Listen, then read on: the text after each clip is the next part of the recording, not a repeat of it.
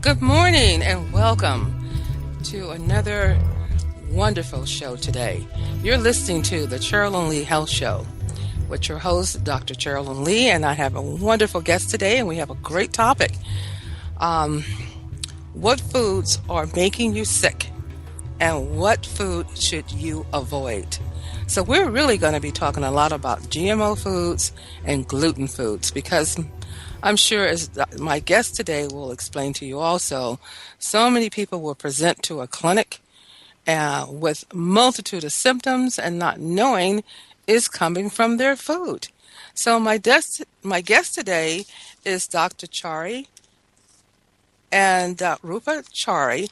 Um, and she is an internal medicine. She is a medical doctor. And I want to thank you so much, Dr. Chari, for being a guest with me today. And since we have so much to cover, in this wonderful day, um, we're going to kind of just jump in and get started with some of these foods. What foods are making you sick? Before we go there, I'd like for you to share a little of your background with my guests, please. Absolutely. Well, thank you, Dr. Lee, for having me on your wonderful show. You're always into the most advanced, leading-edge modalities for healing, so it's really an honor to be here today. Thank you. And my background, my interest has always been in complementary and alternative medicine because actually it's very personal reasons. Our father passed away when he was only 50 from a massive heart attack, and it really caused us to ask, my family and I to ask, how did this happen, why did this happen, and how can we prevent this from happening to others? Yes. Because ultimately for him it was stress-related. But it really caused us to look into nutrition, stress, lifestyle, and how everything impacts one's quality of life. And nowadays, in the 21st century, with what's occurring with to our foods and toxins, and what we'll be covering today, that's playing a tremendous role in why we're seeing all of the myriad of symptoms that we're seeing. And people can't point their fingers to anything specifically, but when we look further, it's actually going back to foods and what's being done to the foods. Exactly. And how that's impacting our health. Because we look at our ancestors and we look at our grandparents and we go back and we say, you know what? They didn't have those problems. I grew up a lot with my grandparents and they had a farm.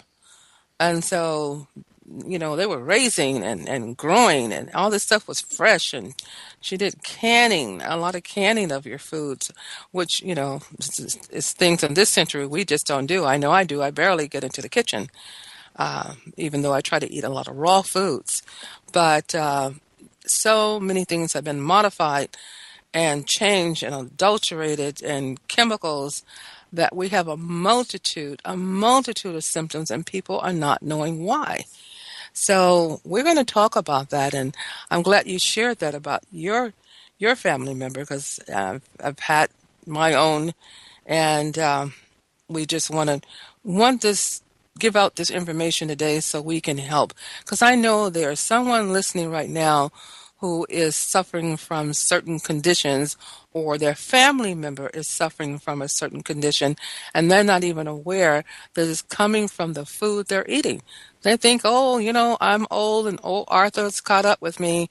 Oh, this happened because I'm getting older. No, I have a patient who is 99 years old. She's doing great. My grandfather is 99 also, said he's getting ready to get married again. So, and he's doing great. So, but we watch the diet. We pull certain things away. So we're going to talk about what foods are making us sick and why. Definitely, because when we look back at what is really causing the underlying symptoms a person is having, one of the number one reasons is inflammation. But when we look at that further and say, okay, what is inflammation? Inflammation actually comes from the Latin root inflammo, meaning I set a light, I ignite. And say that again. That's very interesting. Sure. Say that again. Mm-hmm. Inflammo means I set a light, I ignite. And I hope our listeners get that. Ignite means fire, and that's what's going on in your body with inflammation. Definitely. Mm-hmm. And the reason inflammation is a problem, inflammation has its purpose in healing for helping us to actually regenerate. But like anything in life, it's about moderation and balance. And the reason the body literally is on fire is because of there's certain toxins in food substances that are inflaming our gut. And by gut, I mean everything from the tube, from our mouth to the tube going down to our stomach, known as the esophagus, to our stomach, and then the small intestine, and then large intestine. So that's what I'm referring to as the gut. The entire gut gets inflamed. Thank you And for clarifying that, because some people think the gut is just the colon. So thank you for yeah, definitely clarifying that. Yes. sure. And really our digestive system, or gut, is really where it's one of the most important systems in our body, because that's where we're breaking down food and then absorbing those nutrients which get to our cells and ultimately keep us healthy and happy. And our gut is involved in many other things, including our immune system, creating brain chemistry, brain hormones, as well as, absorbing the nutrients and getting rid of waste.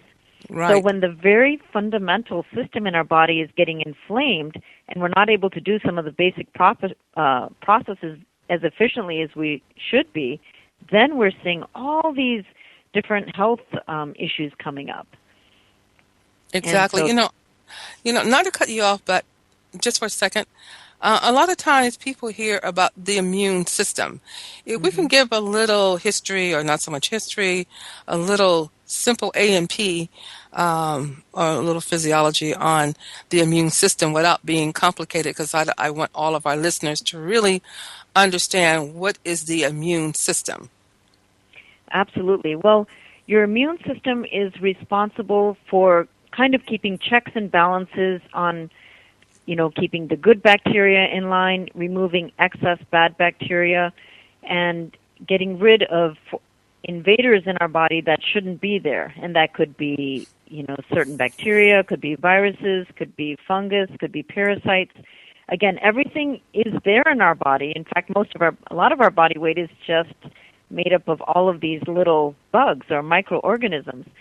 But everything, again, needs to be in balance. And our immune system is responsible for keeping the checks and balances to prevent the bacteria, viruses, fungus, parasites from overgrowing and then causing a lot of damage and problems. And so, believe it or not, a majority of our immune system, 80% of it, is actually in our gut, in what's known as the small intestine, and that Yes. comes right off of our stomach, and that is responsible for, making sure that what we're eating, if there's toxins in there, that's cleared out, and kind of keeping our whole immune system in our entire body in check. So that's why, even more so, with all of the toxins in the foods that are affecting our gut, and especially small intestine, is ultimately causing our immune system to go into overdrive, because we don't want our immune system to become underactive. That's where we see problems like frequent colds and flus and even other degenerative diseases, including cancer. But we don't want our immune system becoming overactive too, which then leads to allergies and what are called autoimmune diseases, where our own body's immune system attacks its own tissues and organs. And so, we want to keep everything in balance, like most things in life. But, it's, the GMOs, genetically modified foods, as well as excess gluten in our foods in the present day and age, that's affecting our gut, causing inflammation, and then leading to a whole host of medical diseases that we're seeing, from everything from arthritis, diabetes, depression, anxiety, and autoimmune diseases, including multiple sclerosis and rheumatoid arthritis, just to name a few. Yeah, and that's a lot. To name a few, that's quite a bit. Hmm. And people are not aware once they pull those foods out of the diet, and we're going to be going into that. And a lot of times people will say my immune system is weak, and that not really knowing, but you can really weaken your immune system just from not enough sleep. Those are Definitely. mechanical things, or not so much mechanical things that we can do, and people not aware. Sleep deprivation and not getting enough sleep can definitely cause a lot of problems there. Definitely. I mean, some of the main reasons for inflammation, in addition to nutrition, is stress and then unhealed emotions from the past, toxins, not moving our bodies enough, dehydration, and definitely lack of sleep. Thank you very much because someone was telling me because I've been involved with quite a few things going on here with and I'll probably discuss some things in the end of the show, but and you just get so busy and it's like, gee, your immune system can lower because of ripping and running, sleeping, trying to beat deadlines and helping, being a caregiver here and there. Those things would definitely weaken your immune system. So I always tell people, if you're going to be really busy like that, do things that are going to keep you healthy. Add a little bit more vitamin C to your program. Add some, things that are immune modulators, to the diet. And if you have any questions, you can call in and ask. But those things will help you during this process where it will not weaken your immune system to the point that you become bedridden. But we still want to get now back to our topic here, Dr. Chari. So thank you. What foods are making us sick? Well, I'll go into a few classes of foods. One is genetically modified foods, gluten, and also because of the produce that's heavily sprayed with pesticides, herbicides, and fungicides. And a lot of people are hearing nowadays more about GMOs. And GMO, those initials stand for genetically modified organisms. And basically, GMOs are plants or even animals that have been genetically engineered with DNA that's actually been taken from bacteria, viruses, or other plants and animals. And originally the idea of all of this was they wanted to get some desired traits like resistance to disease or even tolerance to pesticides so they wouldn't have to use as many pesticides. But really this has backfired. And then a lot of people think, well, what did farmers do in the past? How is GMOs different from what farmers did in the past? Mm-hmm. Well, farmers throughout history, they've been raising their plants to have certain desired traits, improved taste or resistance to disease. But that kind of breeding still relied on the natural processes and reproductive processes of the organisms. What's happening with genetic engineering, they're adding foreign genes that would not occur in nature.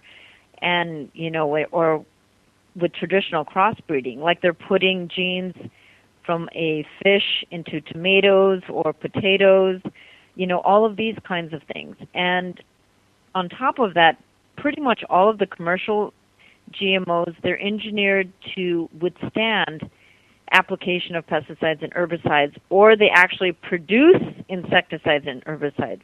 And what's happening when we're eating these foods, when it goes into our gut, those seeds from these foods are releasing pesticides right into our gut, creating inflammation. And now there's pretty much a growing body of evidence that's connecting GMOs with many, many health problems as well as environmental damage. Exactly. And the one thing, too, you mentioned potatoes, and I had a show before, and I spoke about the potatoes because I just didn't pay attention that I don't really buy potatoes and have them at home, but I remember years ago, some 30 some years ago, when you would buy, potatoes and you leave them in the cupboard too long or sitting so long, they would sprout. And now Mm-hmm. I had a guest who actually did a lot of research and found out that the chemicals they're using on the potatoes to keep them from sprouting actually causes liver and Mm-hmm. kidney damage. So if a person is having problems and they're eating a lot, because you have a lot of people who love French fries, and they do a lot of potatoes because they're vegan or they don't want to eat a lot of meat, and kids love French fries. So kids will eat the French fries, but not knowing that these chemicals that are placed on the potatoes keep the potatoes from sprouting now is causing liver and kidney damage. So I just tell people to baseline blood studies and look at functional blood work. What is keeping you healthy?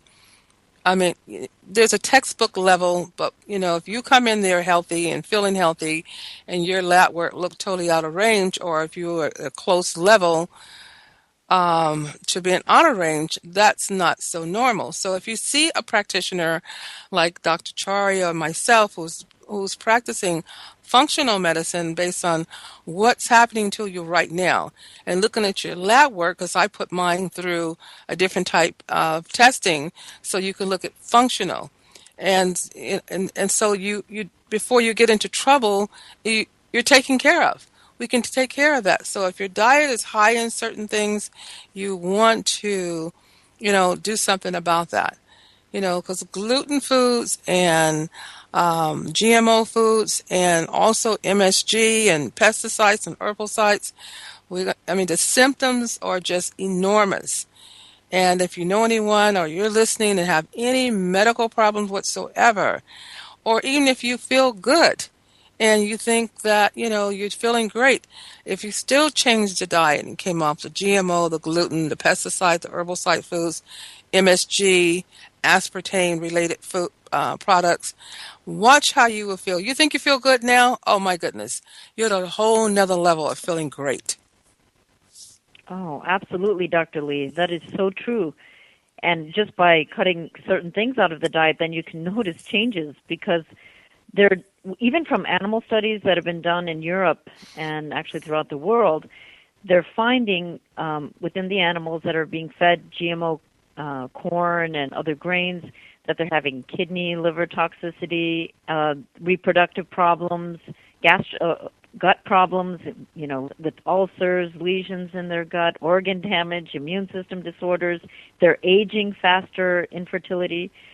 And they even found toxic insecticides that were produced by a GMO corn was found in the blood of pregnant women and their unborn fetuses. So it's crossing through straight to the baby, Straight to crossing the the baby. yeah, crossing the placenta, and that's very frightening. Well, they're finding, with the babies, there's over, what is it, close to 200 toxins that are found in the umbilical cord itself. So the baby's born toxic. So a mother who is pregnant really don't want to pull herself away from GMO foods. And we're going to talk about what GMO foods are too. And a lot of Yes. things are gluten, and you don't even know that they're gluten. Your ketchups, there are different things, and kids love ketchup. A lot of things on the market are GMO. To really be safe, there are labs now that can do GMO blood tests. Not GMO, I'm sorry, gluten blood testing. So it's really behooves you, if you have medical problems, to ask your practitioner to maybe run a test for gluten testing, just to see what's going on with your body. If you're sick, you want to know what is the cause, number one. Definitely, definitely, because after GMOs were introduced, this was around 96 or so, they said food allergies have been increasing and digestive problems, autism, infertility, and reproductive problems are increasing because when they release these pesticides, these GMO foods release pesticides in your gut, that causes inflammation, and then you're not able to absorb nutrients as well. Then people get bloating, gas, and digestive disorders. And in fact, it's now in about, and I think this is a lower estimate, but it's at least GMOs are present in 60 to 70% of the foods on our supermarket shelves. Oh And my that was according goodness. to the Center for Food Safety. Yeah, 60 to 70%. And I know a lot of people listening are probably thinking, well, God, what do I eat? There I is know. still a lot of good food. There's still a lot of good food out there. So I don't want you to Yes. think and turn away from the station and thinking there's nothing left to eat. And the one thing we No. want to do is always bless our food. We can do all we can Yes. do, but just bless your food and know that, to do the best you can and give the rest to God or a higher power. We do have to do that. But 60 to Absolutely. 70%, that's pretty high. That was pretty high, and that's why one of the first things we always recommend, and I know you always recommend, Dr. Lee, to your patients as well, as if your listeners remember just one thing from today, it's to buy as much food as possible from your local farmers markets. Yes. And that is one of the safest ways to get organic, or a lot of farmers nowadays are not using as much pesticides, herbicides, and fungicides. And it's fresh, freshly picked. It tastes delicious. You have a connection to those who grow your food. It helps the local economy, of course, enhances the health of you and your family. And that's probably one of the number one things, because the top 3 or even 4 foods I have people decrease in their diet or preferably avoid because they're in the top, listed in the top 10 genetically modified foods, are wheat, corn, and soy. And, and these grains, again, it's not that they weren't healthy for hundreds, if not thousands of years. These were very healthy and have been used in cultures throughout the world. If they were unprocessed and, not genetically modified as they have been in the recent past. So these are, basically 21st century problems. But wheat, corn, and soy is, the 3 top grains, I would say, to minimize it from your diet or even eliminate. And especially with soy, because soy actually, people who have fibroid tumors and tumors, it's kind of a phytoestrogen, so we don't want to include that in the diet anyway. We have a caller. Caller, can you state your name and where you're calling from?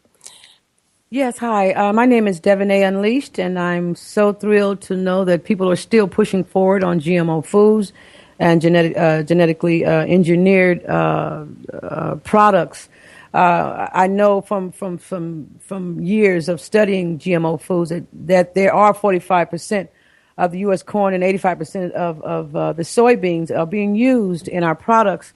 And a lot of times we don't even know that these soybeans and this corn is even actually genetically modified in our food. No, we don't. And so my question to both of you, doctors, is as a human race, we know these things are going on. We read about it. We it comes on the news.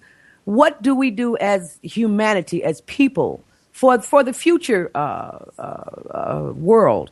What can we do right now to get the attention of the FDA, the Food and Drug Administration, to tell them that we don't want our food genetically modified? Now, I have actually seen on the news yesterday how they genetically engineered snakes. Okay, so these snakes are different colors, but they're mixed with all different types of snakes. These, to me, are people that are crazy. They're scientifically nuts, trying to be God. So, what can we do as a human race to kind of slow this down or even stop it?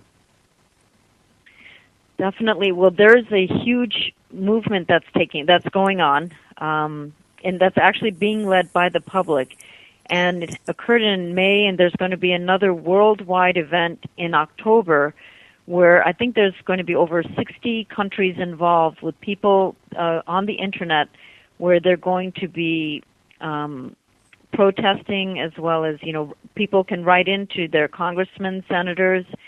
There's the voice is being heard, and there's a lot of grassroots organizations that are there that you can join, and we can send letters out to our congressmen, to our senators. In the U.S., we can make a difference, and around the world now, globally, there are major movements taking place, and people are listening, and corporations are listening, and so there's still a lot we can do, but I would definitely recommend writing into our senators, congressmen, and join there's a lot of great organizations that are actually trying to give more educational information, as well as put pressure in government and the FDA to ban actually GMOs, which is already taking place in different countries in Europe. Because a lot of countries really do not allow it in their countries. They don't even allow it, and it's sad that we have it here in this country, and and a lot of times people just don't know. And there's an expo that I attend once a year, and it's amazing how now, which has been wonderful, the Natural Health Expo, they have aisles and aisles that say non-GMO. And we didn't see that before. So more and more, even these expos are becoming more conscious to say people want to buy things for their stores that says non-GMO, and you have to look for the label. Even with organic, it has to say certified organic, because that's very important too. But it did come up as a bill. Proposition was, I think, 37. for GMO, but this was only for labeling. Hmm. People wanted to know, was this a labeled GMO food? And the bill wasn't even passed. So, it wasn't enough people. I think really, personally, people maybe didn't understand. I think it was supposed to vote, yes, I want labels on there. And I think people might have misinterpreted how it was stated because of the way it was written up. That's just my feeling on that. But because I was part of that campaign, and I'm part of several campaigns, and definitely, off the air, if you call the clinic, I can give you any information you need to sign up to help support. And the number here at the clinic is 310-419-4300. So definitely we can do that. But I want to just say too, it's so sad giving these foods to our children, the corn, the soy, and the wheat products. Wheat, I cannot touch wheat. And people not even aware that sometimes wheat will even increase your blood pressure. Because I've seen that happen a lot with people who are hypertensive to just come off the wheat in itself for 30 days and, increase more fruits and vegetables and watch how the blood pressure change. And I just want to say to our last guest, Devonay Unleashed, thank you so much for your questions. I really appreciate you taking the time to call in. Thank you. That was very informative. Absolutely. And just as you were mentioning about the wheat, it's affecting heart health, as well as there's a certain type of superstarch in wheat called amylopectin A that actually raises blood sugar. And it's been said that 2 slices of whole wheat bread can increase your blood sugar levels higher than actually 2 tablespoons of table sugar, or even a candy bar. So Say that again, too, because I had not heard of that one. yes, that wheat is actually raising the blood sugar. So because of the starch in there called amylopectin A, which is then converted more easily to blood sugar than even table sugar. And they're finding that even 2 slices of whole wheat bread can increase the blood sugar levels higher than 2 tablespoons of table sugar or a candy bar. And this is, again, because of the hybridized wheat and, how they're modifying the wheat. And the other problem is now the wheat also has 90%, in some reports, up to even 90% more gluten in the grains nowadays in wheat than there were, prior to 1990s. So there's all of these factors put together can really, when the gut is affected, the entire body is affected.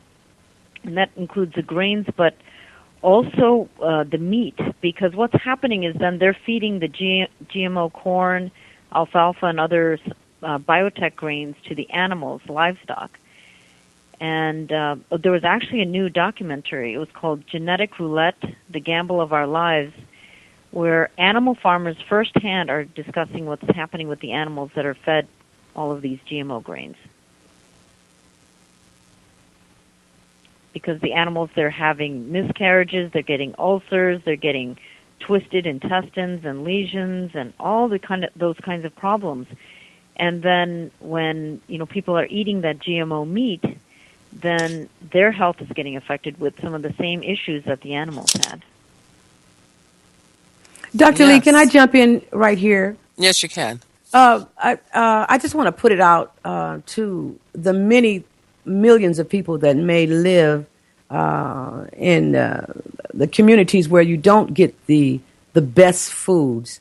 I have witnessed and I have seen in many of these markets with low-income communities where they are using these genetically modified foods and sell them to the people, including vegetables, including fruit. I have actually seen fruit and watermelon that back in the day, I've been eating watermelon all my life. And I know for a fact that seedless watermelon is a very expensive fruit in other markets and other stores. So now they are putting these genetically modified watermelons that have no texture and no juice into these communities, and the poor people are like, oh wow, I can get a watermelon for $10 a pound for $1. And they're excited about that because they want to eat these types of foods, but they're not aware of the fact that they are eating foods that are not natural. So I want everyone out there that's living in a poor community, check what you eat. It's not natural to have a watermelon on sale for 9 pounds for $1. It's just not natural. And cucumbers, 6 cucumbers for $1. It's just not natural. And it's not a deal. Thank you so much, ladies. Thank you.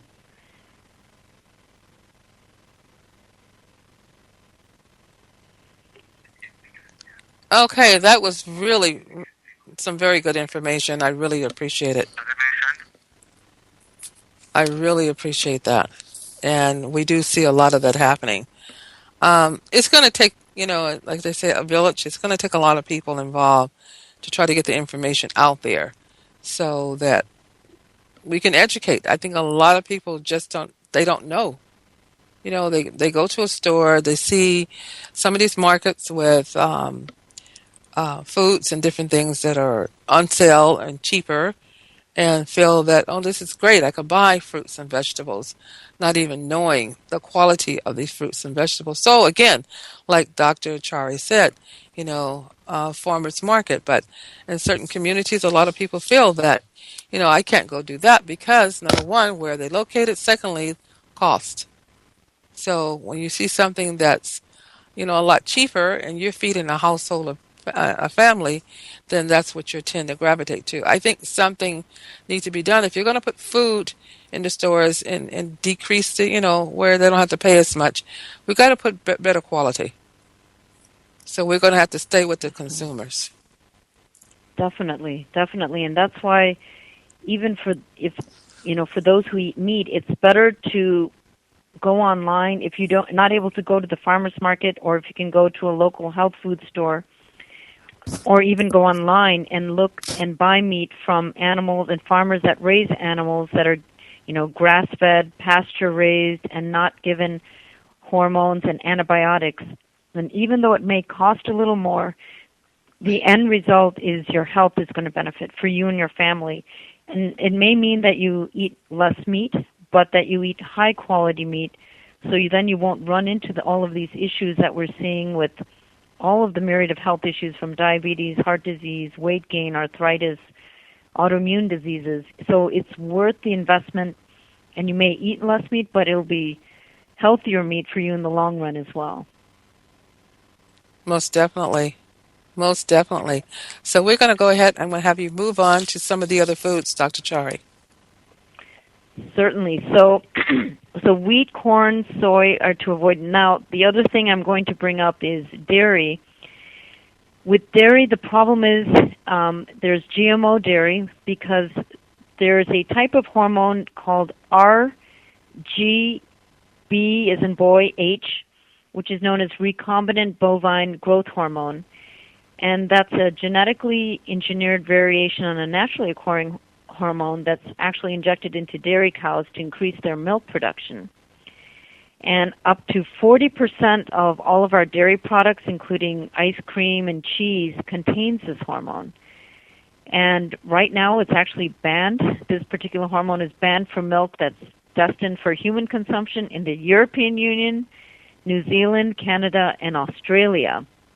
But still in the U.S., up to 40% of our dairy products, such ice cream, cheese, milk, actually contains RGBH.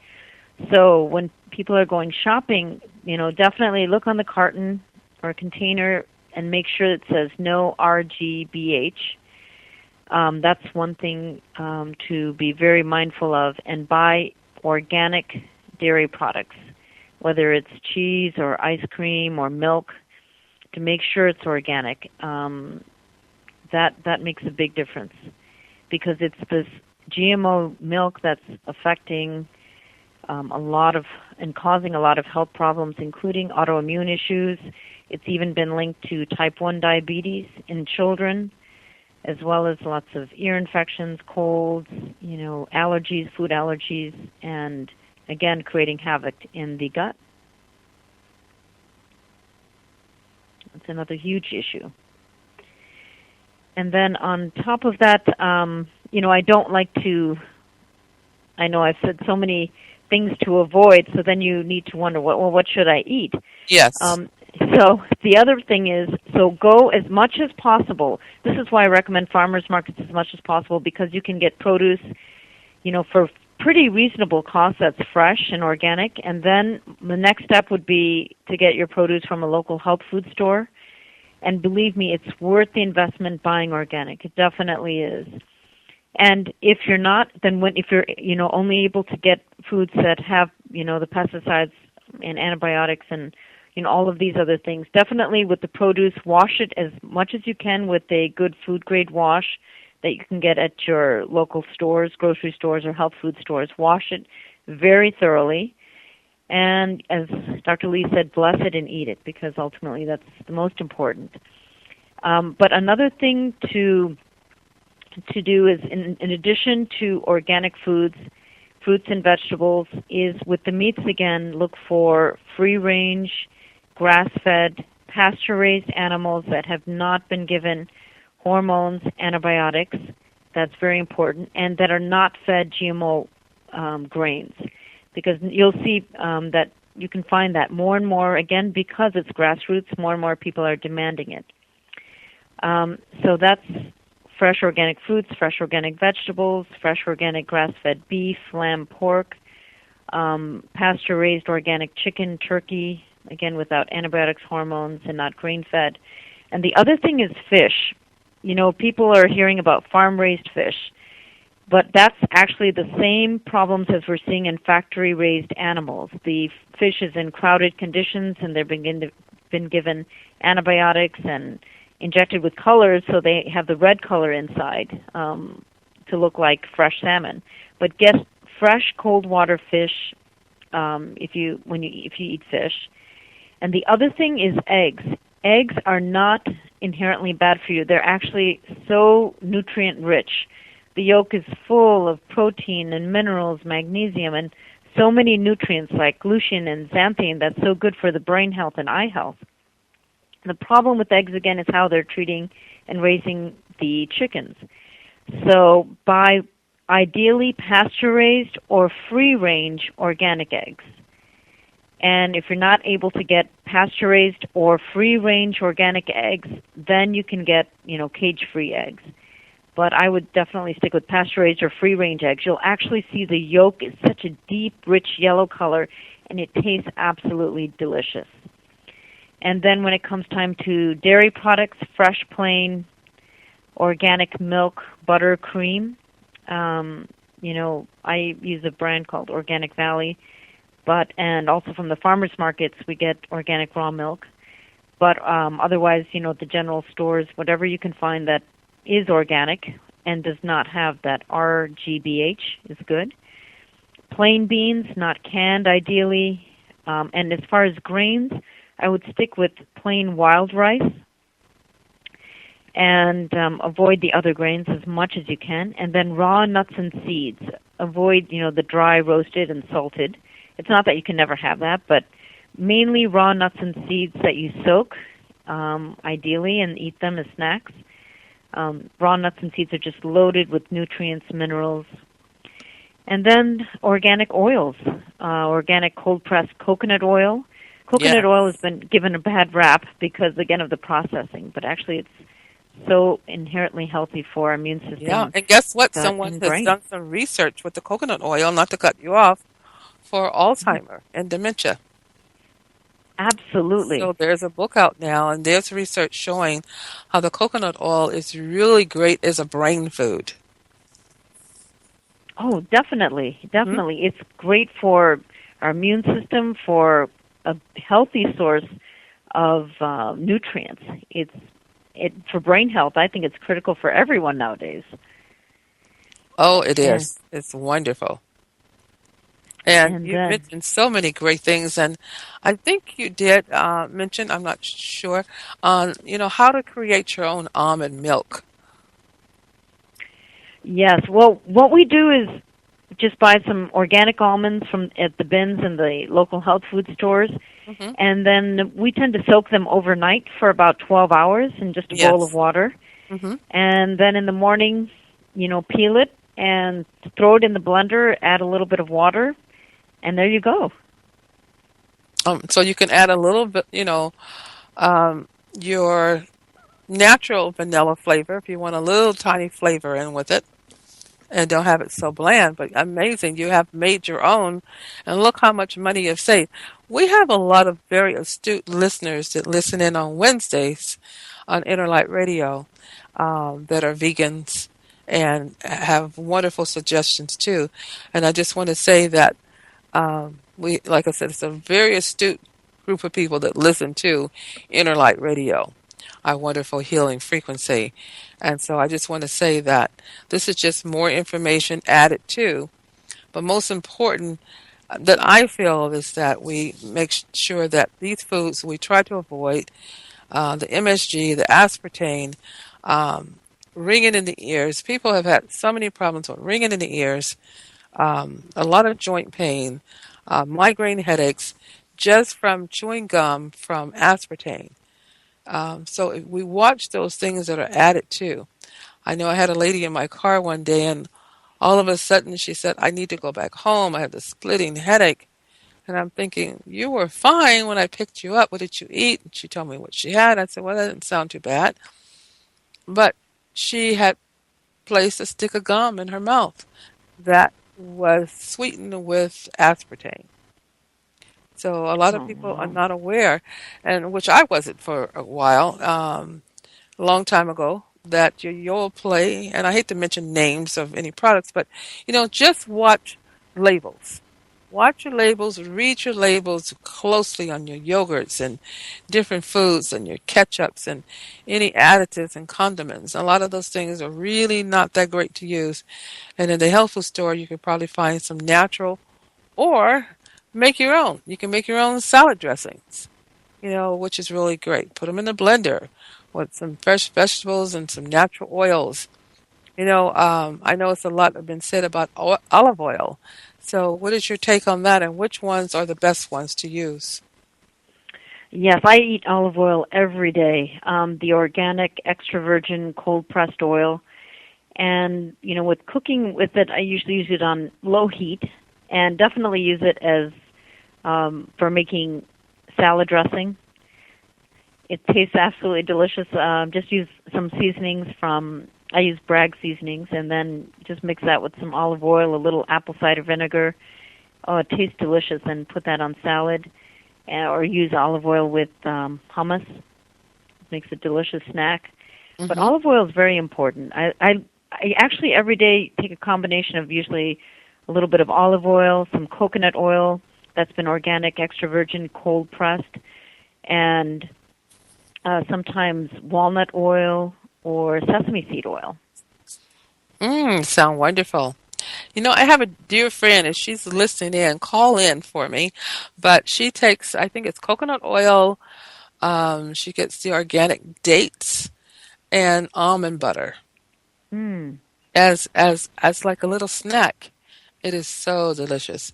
Almond butter, which is your peanut butter. You can get crunchy if you want. Almond butter and dates and coconut oil, and blend it up in the blender. And it's just a wonderful little snack. Oh, that sounds delicious. It is good. So I hope she's listening. She's the wife of a very, very dear friend of mine who has actually been a guest on the show. Um, so if she's listening, she can call in with her recipe. And if not, you can call us here at NutriMed and we will have it for you. 310-419-4300. Or you can email us at drleefmradio@yahoo.com. If you have any questions, please don't hesitate to give us a call while we're on the air. You can call in at 310,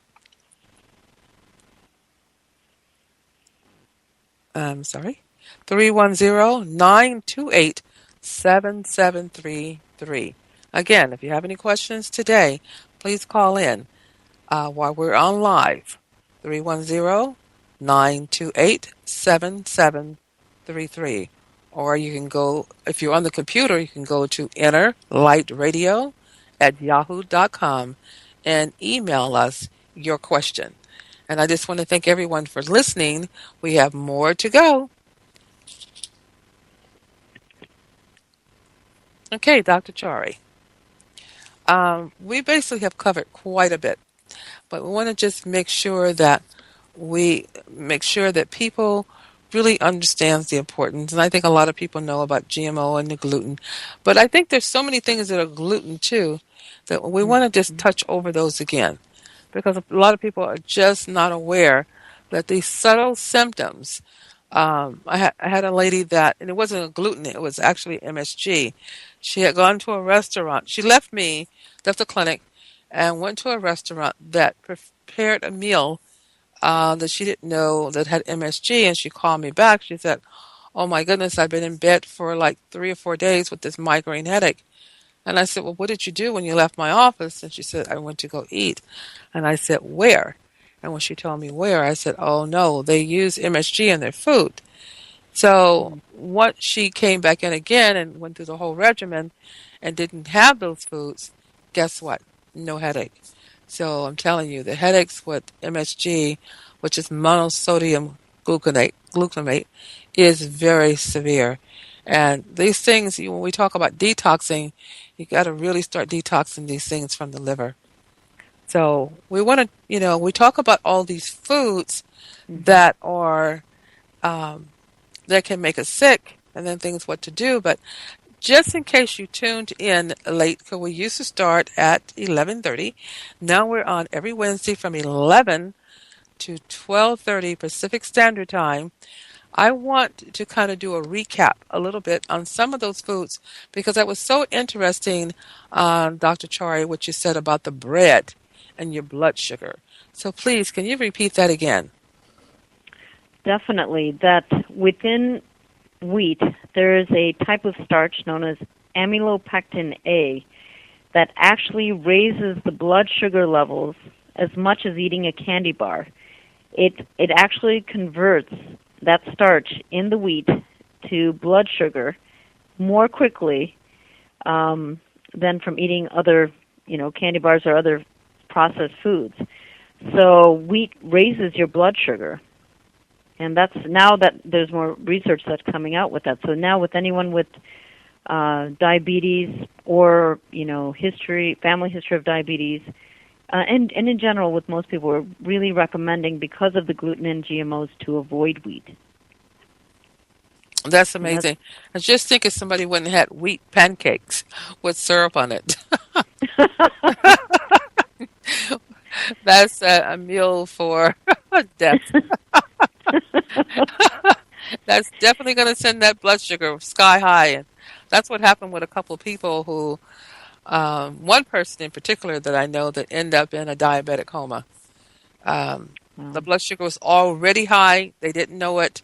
And that's exactly what they did. They had a stack of wheat pancakes with fruit on top and syrup. oh my. Yeah, not a good combination at all. So we just want to, be very careful as to what we put in our body. And if you just tuned in, our title of our show is what foods are making you sick and what foods should you avoid? Um, and we want to make sure that we make that very, very clear because all these diagnoses, quote unquote, or dis-ease, the body's totally out of harmony for dis-ease in the first place. We want to make sure that we help you to get back in balance, especially when you're preparing food for your family, significant other, and yourself. You don't even have to be preparing food for a family. You're eating the food. So, say for instance, a person wants to eat out, um, like myself. I don't have a whole lot of Hmm. time for cooking, but I know where to go and what to do. And what do you suggest, Dr. Chari? Yes. Well, eating out, you still can eat out, but the only things I would do is just and now more and more restaurants are doing this. They have You know, gluten-free options. can I cut you off just for a second? We're going to go Sure. back to that because we do have a caller. Caller, can you state your name and where you're calling from? And thank you so much for calling. My name is Diane, and I'm calling from North Carolina. And speaking of bread, there's some. What type of bread should we get? I know there's a type of bread that begins with the letter S, but I'm not sure. I've forgotten that Your the spelt bread? name. Excuse me. Was it spelt? I'm not sure. It begins with an S, with a S. Okay. But I don't know what type of breads that we should get to eliminate all the glutens in wheat and the best breads that are good for us. And what would you say, Dr. Chari? I know. Yes. Go ahead. It's tricky nowadays, and It the is. problem is because most of the different breads that are on the market, are either have too much gluten or they're GMO. So, definitely avoid wheat bread, white bread, but even with the ancient grains, like kamut and spelt, they naturally have gluten, and gluten in and of itself isn't the problem, but it's only because of what's been done to it Yes. recently with the agriculture. But honestly, if what I recommend is just for even a week, but ideally even up to 3 to 4 weeks, if you can avoid breads in general, and if you do eat the gluten-free breads, just limit it to once a week, because even that's hard to digest. Because what they're finding is, even with the ancient grains like bulgur and kamut and spelt, that people, if they're having sensitivity with one type of grain like wheat, which most people should avoid anyway, they're having sensitivities even to these ancient breads, those grains. So, and what we're finding is that people are just doing much better avoiding it in general. But if you want to eat a type of bread, the kamut spelt would probably be a little bit safer. Okay. But even then, in very small amounts is what I would definitely recommend. Okay. Yes. Thank you. Let me just add, while you're still here, let me just ask, because, there was some research done where someone made this comment about your sourdough bread. Do you find that to be better, or sourdough? Or, It or potato bread? Potato bread we know is GMO because of the pesticide and herbicide sprayed on the potatoes. But Yes. I had a dear friend who um, used to make her own bread out of almond flour. So they do have an Yes. almond flour that you can, you have to play around with it, because my daughter makes almond flour pancakes for her grandson, because I have a grandson who is gluten intolerant because of the asthma. So he doesn't have asthma like that anymore. We took all those things out of his diet, changed a lot of things, and he doesn't have a problem. So, but try the almond flour. If you can't find it in the store, you can always order almond flour online. And now there's a lot more recipes using almond flour. So she makes his own special cupcakes, for school. She doesn't use eggs in the cupcake. I think she used applesauce instead. And he could still enjoy, because when people having birthday parties for kids, you don't want to give them all that stuff and the dyes and this and that. So he's able to, as a child, to still enjoy himself. Yes. No, almond flour. That's wonderful. Yeah, almond flour is very good. And Okay. I like that recipe. Almond butter, and I suppose you can add any fruits. Like we have in season here, the figs. Mm-hmm. Yeah, And figs are good.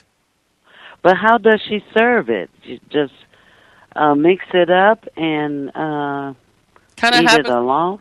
Yeah, have it as a snack, or put it on some celery sticks. Hmm. It's very tasty. And like I said, Oh, it's like a little dessert. Put them on some little um, plastic, not so much plastic, but you remember the wax paper, and put them in your Hmm. freezer and freeze them and have it as a little snack. It's very good. Oh, it can be substituted for Yes, candy. right. Okay, So yeah, a or great either if you chop substitution. up your grains and your nuts in it, for your kids and make little balls out of it.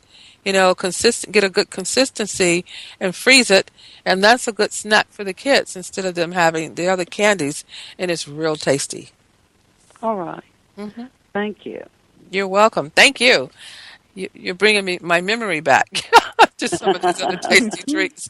Also making me a little hungry, but thank you so much, and I do appreciate your calling in. All right. Thank Thank you. you. Have a Bye-bye. blessed day. You too.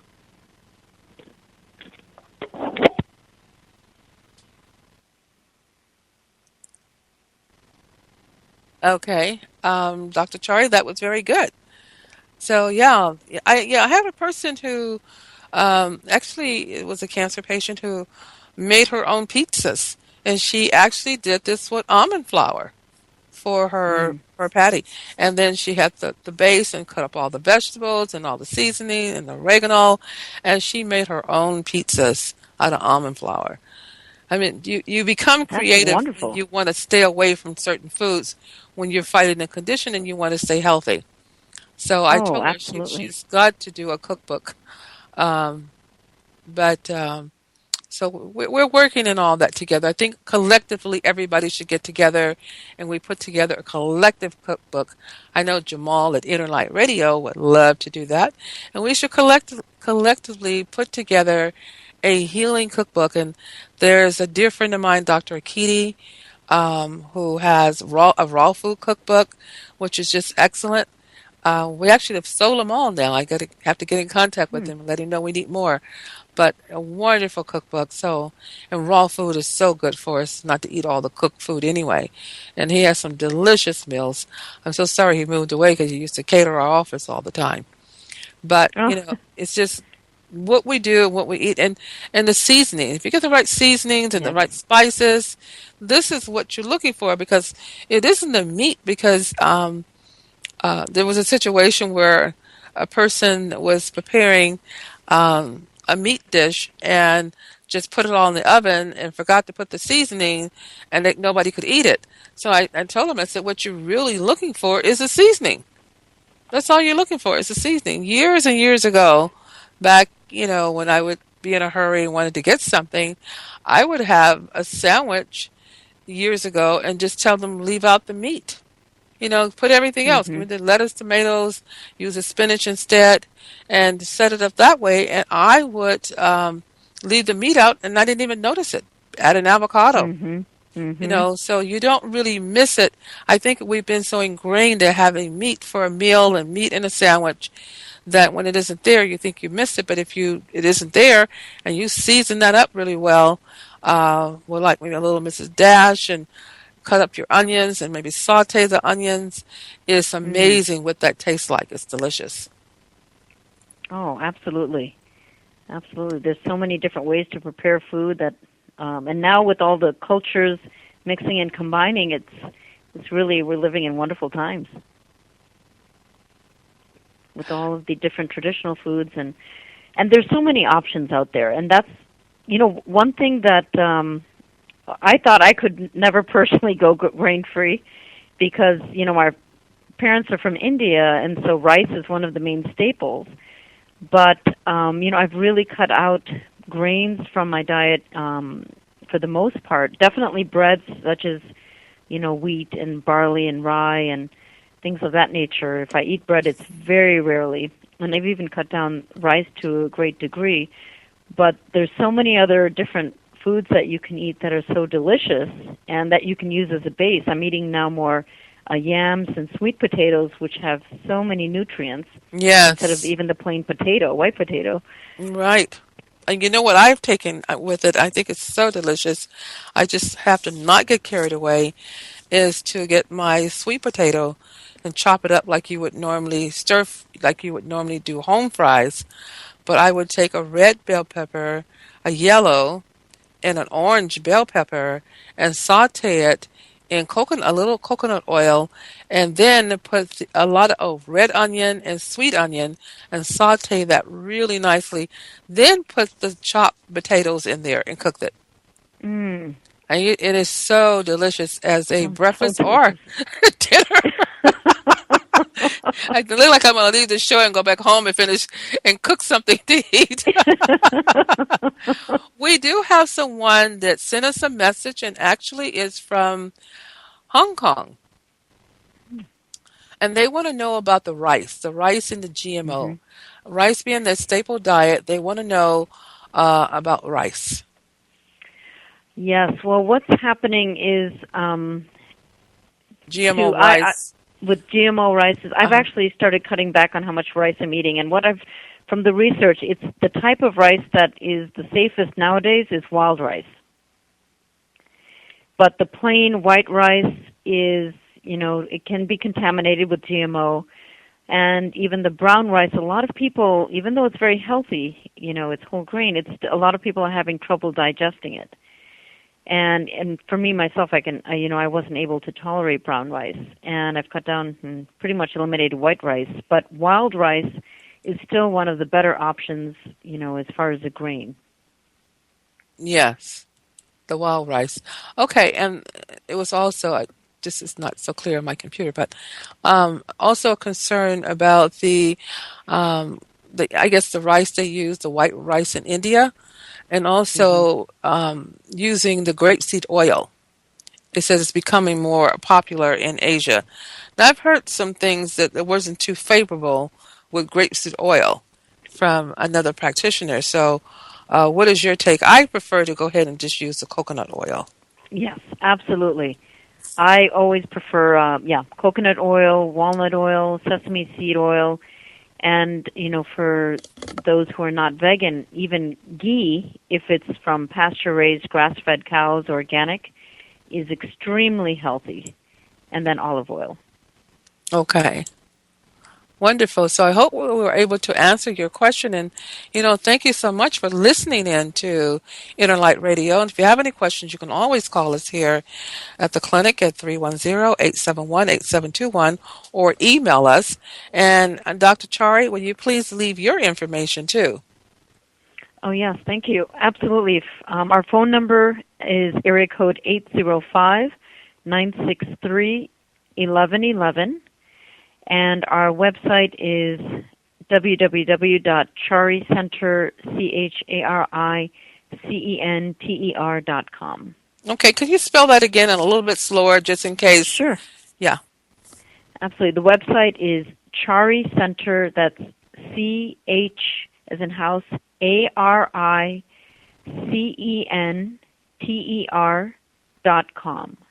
Wonderful. ChariCenter.com. Wonderful. Well, this is really great and so much information. We're going to have you on and also Deepak next time. You're because he's doing something I think is wonderful. I've had it done to myself, and I think it's just a wonderful way of really assessing someone. And you can do this by phone, but we're not going to get into that today because this is for another show. But it is absolutely phenomenal testing Thank you. that can be done right over the phone. You can be in any country. So keep listening in because we are going to have Deepak on the show, who is Dr. Chari's brother, who is an engineer who also practices in biofeedback. So he will be a guest with us very soon here. This has been really great. We have a little bit more time to go, Dr. Chari. So I want to make sure we cover everything with the foods. And again, if you want to email us any questions, please don't hesitate to email us any questions you have.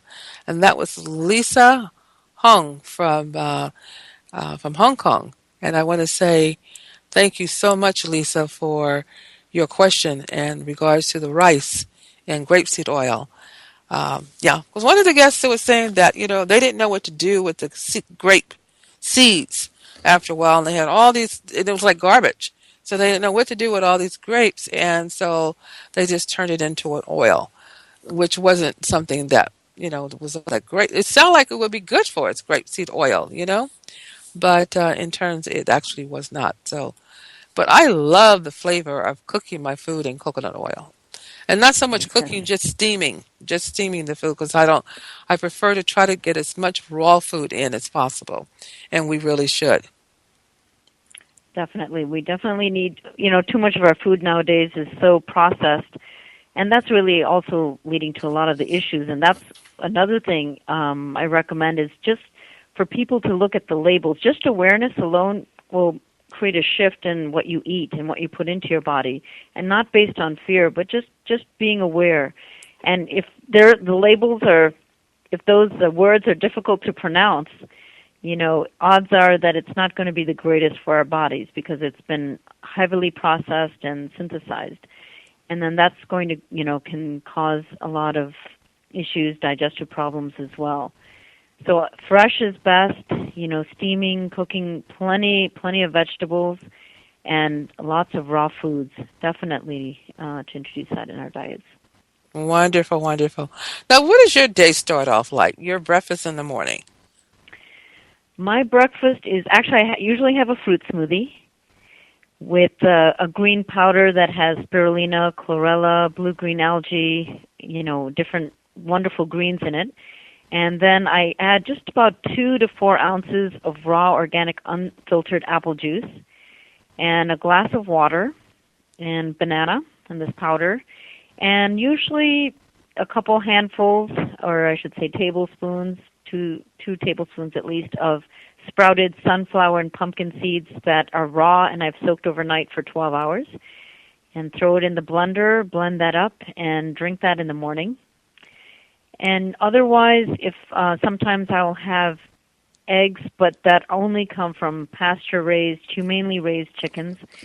So the eggs are full of nutrients, and then I would either hard boil or poach them. That's usually my breakfast, alternating between these. Okay, and lunch? And lunch, then avocado with lots of a vegetable curry that was previously made, with cabbage, carrots, and all the fresh seasonal vegetables as much as possible that have been lightly cooked and, sautéed a little bit of oil and mustard seed or cumin seed just for a little bit of seasoning. And then I mix that with avocado and then either olive oil or coconut oil or sesame seed oil, one of the different oils.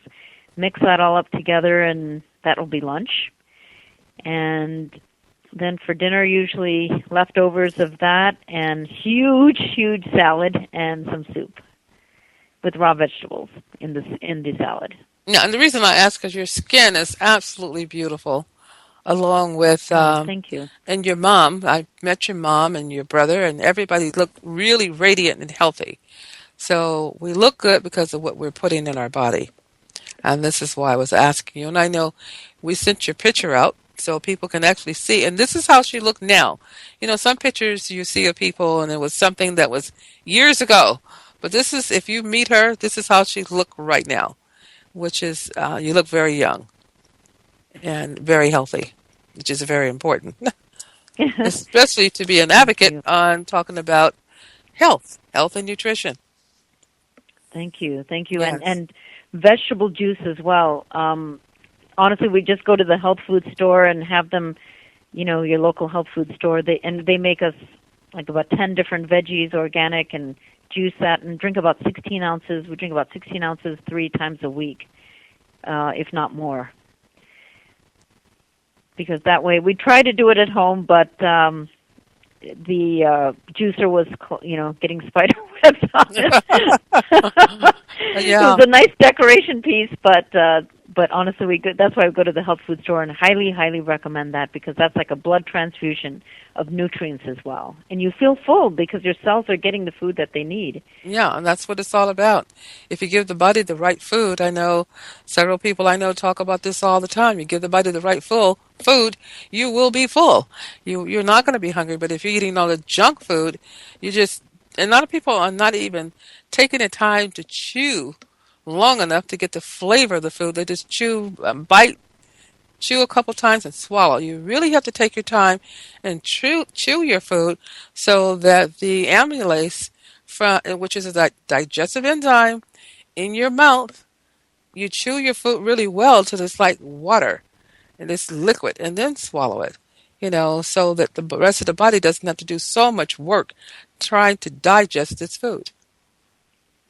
Definitely, and actually, that is such a brilliant point, because regardless of what you're eating, it's eating with awareness, consciousness, and what we always recommend is, turning off the TV, iPhones, iPads, all electronic gadgets, and really sitting down and paying attention to what you're eating, to chewing your food thoroughly, and to really, if you have family members there, to really connecting, using that time to connect.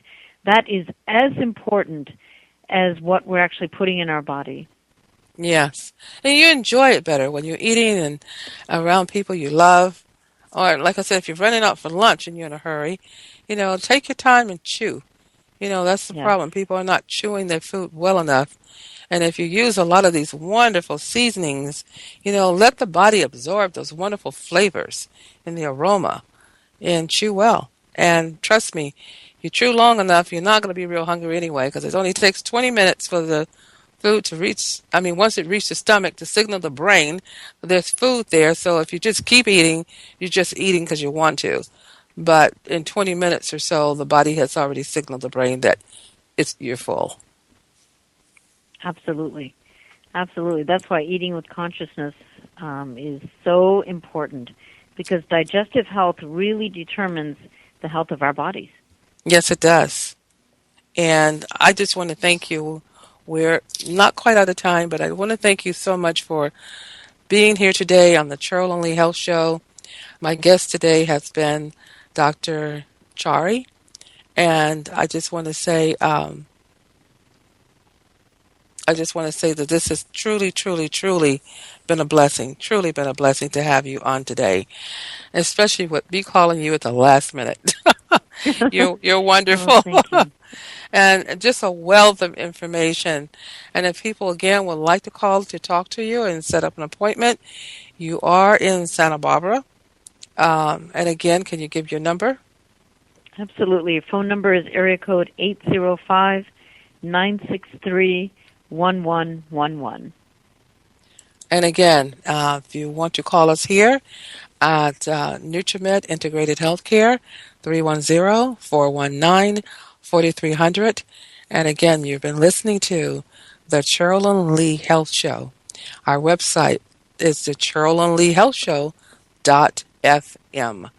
And we'll be back again next Wednesday with another wonderful show, 11 to 12:30 Pacific Standard Time.